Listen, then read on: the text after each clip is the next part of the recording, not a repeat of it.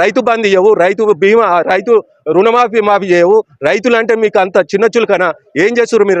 రైతుల పట్ల మీకున్న చిత్తశుద్ధి ఏంటిది ఒకసారి గమనించుకోవాలి. అంతేగాని రైతాంగానికి ఏదైతే గోడు పెట్టిస్తానో ఆ గోడు నీకు తాకక తప్పదని కూడా నేను ఈ రైతాంగం తరపున నేను హెచ్చరిస్తున్నా. తెలంగాణ రాష్ట్ర ప్రజలు కోరుకున్నట్టు ప్రజాపాలన సాగుతుందా అంటే ఏమని చెప్తారు? తెలంగాణ రాష్ట్ర ప్రజలు కేసీఆర్ గారు ఏదైతే ఏ ధర్నా కూడా ఏ రాష్ట్రోకు లేకుండా ఏవి అడగకుండానే ఇవాళ దేశంలోనే కాదు ప్రపంచంలో లేని విధంగా రైతుకు పెట్టుబడి సాయం అనేది తీసుకొచ్చి రైతు బంధు తీసుకొచ్చి ఇచ్చిన ఘనత కేసీఆర్ది. అదేవిధంగా రైతు బీమా ఏంటంటే ఎవరైనా రైతు చనిపోతే వాళ్ళకు తక్షణం వాళ్ళకు 10వ రోజు వెళ్ళే ముందుకే 5 లక్షలు వస్తే ఆ కుటుంబానికి ఎంతో ఆసరా ఉండేది.